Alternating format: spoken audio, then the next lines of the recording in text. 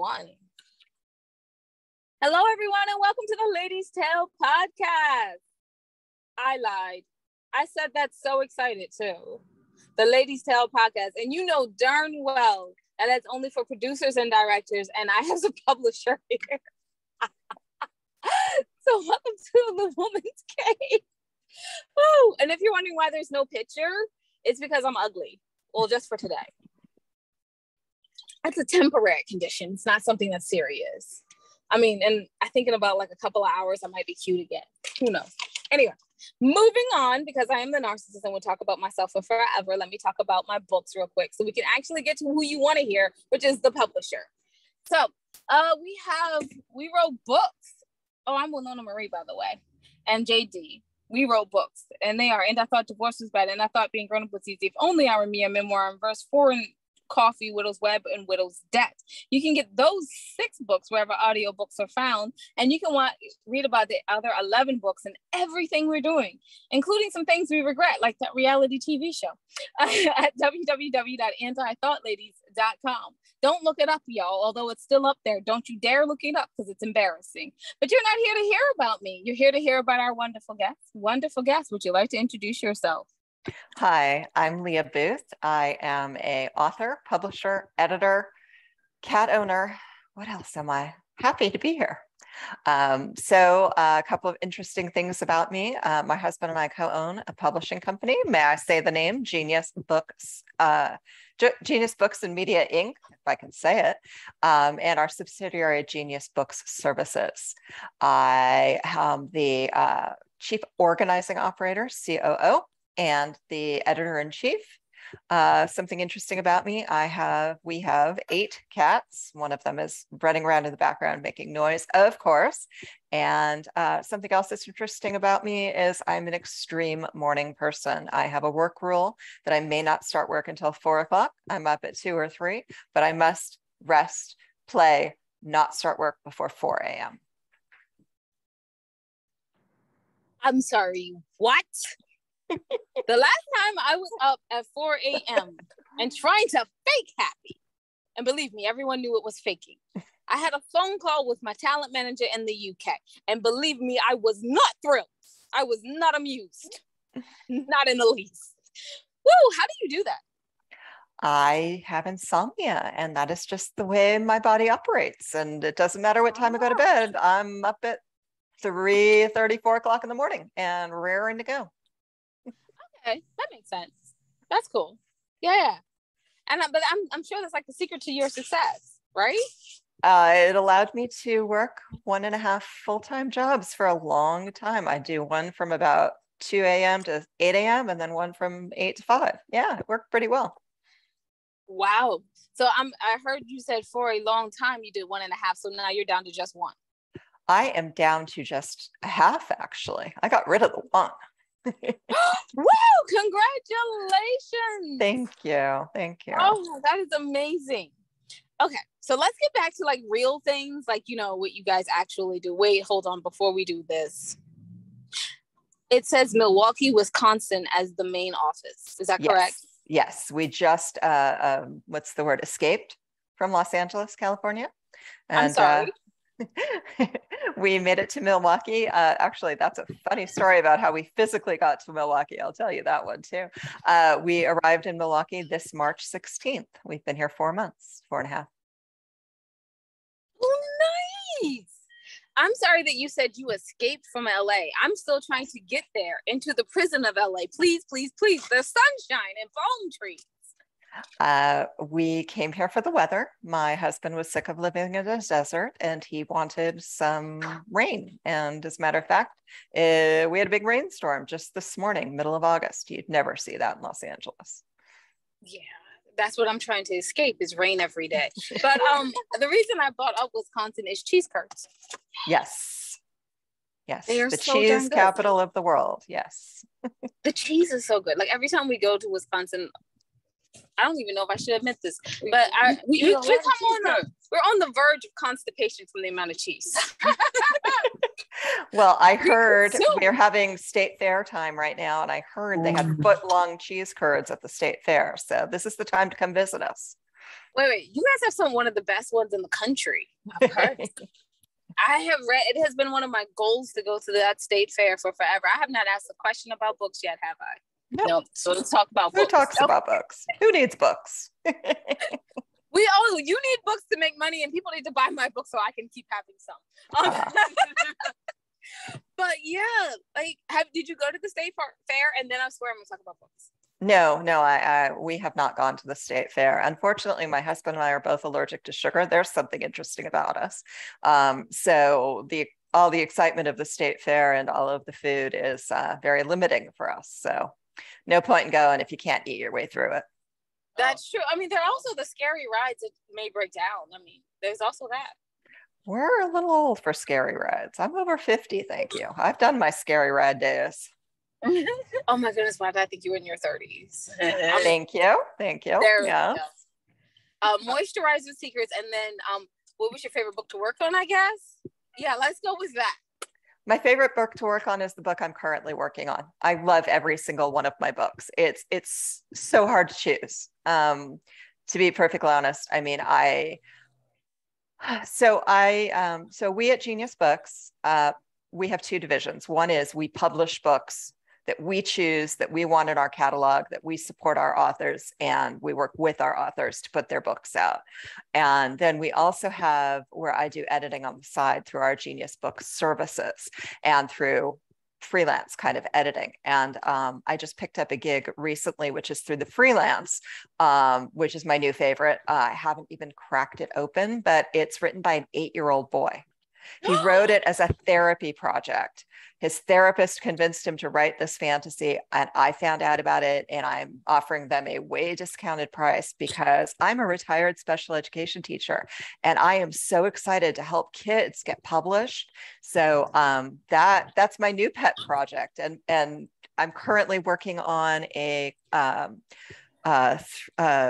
suspense short story collection. I'm working on a book about a reprint of a book about the Zodiac serial killer that we're reprinting. Those are for our publishing company. We have one Strangled that we're working on right now that'll be coming out in October about the death fetish community.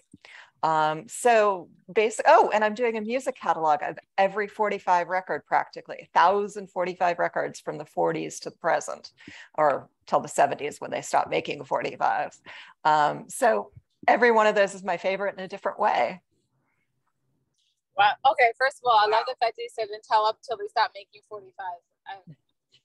You guys probably don't even remember 45s. I'm not old enough to remember that, but I have to say they were some of my favorite records to play on the vinyl. Favorite vinyls to play on the record player. I said that so backwards. Yeah, you did. Ooh. You did that so backwards. Yeah. So by the way, Jane is here. Yes, hi.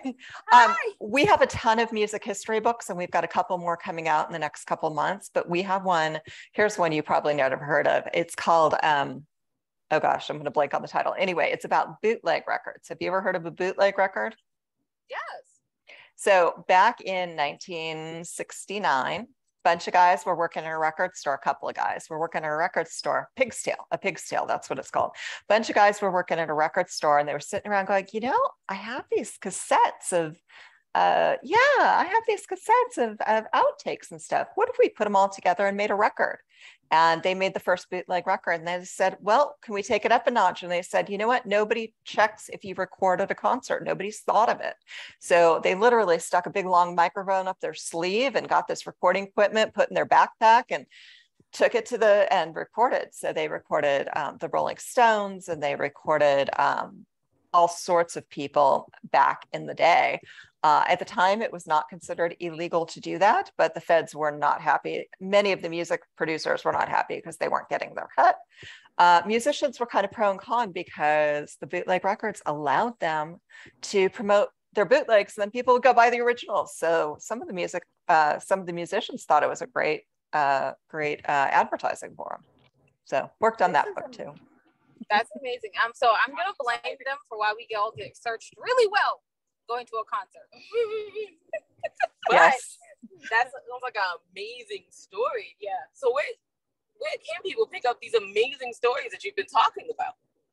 Well done. So you can find these amazing books at geniusbookpublishing.com. And if you want to hire me on as an editor, go to geniusbookservices.com. Genius, that's amazing. Genius Book Publishing and Genius Book Services. Got it that time. I have to ask, what kind of editor are you? What type of editing do I do? Yeah. I prefer to stay away from developmental editing. I mostly do copy or line editing, and I do proofreading. I also have a little niche that I've been doing on the side, which is taking you anywhere from I have an idea to I have a book and helping you get there. So if you need that little muse in the corner or that little teacher giving you homework assignments and telling you to, get this turned in by Friday, or checking in with you. I have authors that I have weekly check-ins with. I have authors that send me a chapter at a time just to keep on track and make sure. And that's, again, separate from Genius Book Publishing. That's part of Genius Book Services. It's one of the services that I offer, is kind of being that process-oriented person for those who are artistic and writers who need those kind of set deadlines or checkpoints. So I recognize, I had to ask, what kind of editing does she do? Because yes, one of the ways to check to make sure your editor is legit is to know they will tell you what kind of editor they want. Good to know that. Thank you for that nice little tip. Thank you. Yeah, very helpful tip. Okay. So now it's my turn. Now, yes. The narcissist, I was like, can she hurry up? Because I have things to ask. I know that I had to say it. Okay. Go ahead. Okay. Oh, don't tell me I forgot the questions. That would be hilarious. That would be so funny. First of all, how early should someone be booking you? Because how far out are you booked? Excellent question. As an editor. Right. For editing, the turnaround time is 4 to 6 weeks, depending on the size of the book. I will give you a discount if you need it a little bit further out. But yeah, 4 to 6 weeks is probably my turnaround. Again, that's for copy editing, which I throw in proofreading with. For proofreading, I can usually turn it around in about 2 to 3 weeks. Okay. And now, of course, we need to know, how do we submit to Genius Book Publishing and Media? So Genius Book Publishing is currently closed to submissions unless you know someone like the co-owner like me. So you can reach out to me. Can I give my email?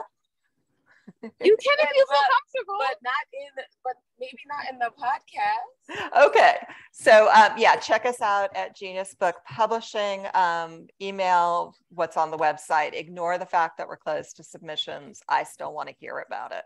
I just got this great submission, young guy. He's got to be in his 20s. Book was fabulous. Couldn't put it down. It was a great thriller. We had to turn it down because it was so gruesome and graphic. My husband couldn't stomach it. I thought it was great. I have no problem. Nothing scares me, but it was literally too gruesome to be published by us. Why does it make you almost want to read it more? I know, right? I know, yeah. I almost want to read it more. Oh my goodness. So, as a narcissist, I have to ask a narcissist question. I just want to know, would you be interested in two adorably African-American young ladies that write poetry? They wrote a murder mystery poetry book. Murder mystery poetry. I'm just trying to picture that. When I was in high school, there's a place called Samuel French, which is where you can get all of the scripts. And it happened to be, because of course we were in LA near Hollywood, there happened to be a Samuel French. And I went into this store just filled with plays. And I found this amazing play. We ended up producing it at my high school.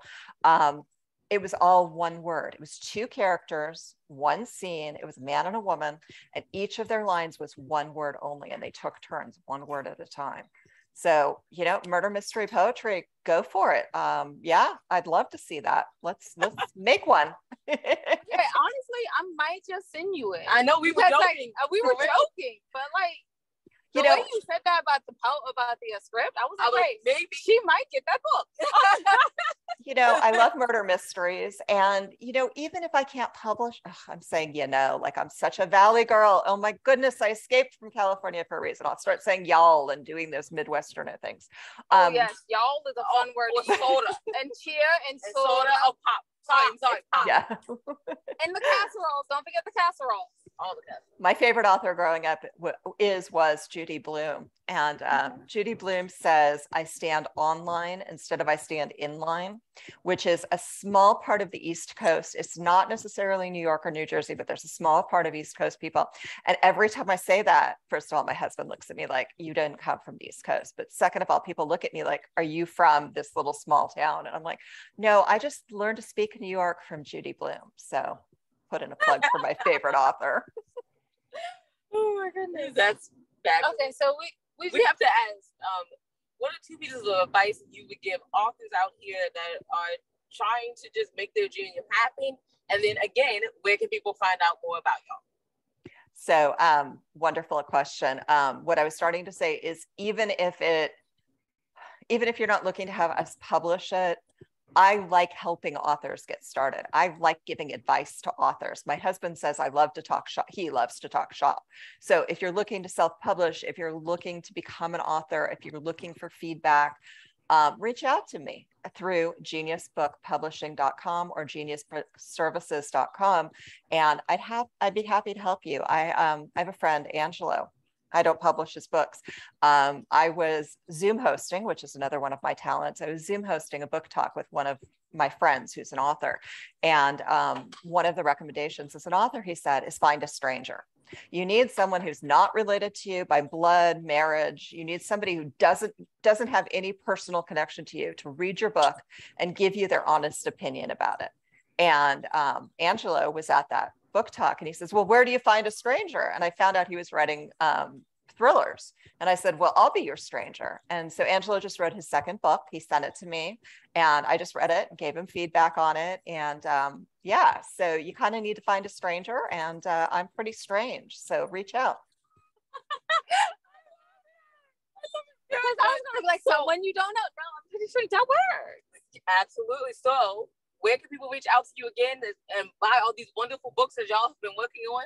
Yes, please buy our books, geniusbookpublishing.com. We thank you so much for being with us today. Wow, my brain just paused. I know, it paused, didn't it? All right, so I guess I'll just do the wrap up then. Please, Jay. Thank you so much for being with us today. We really appreciate it.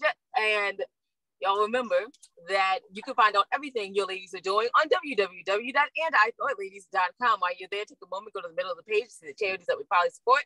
Maybe support them also. We thank you in advance for that. And just remember, y'all, wisdom is all around you if you're open to finding it and accepting it. So peace and love, you guys, from Winona and Jade. Bye-bye. Oh, yeah, thanks for listening.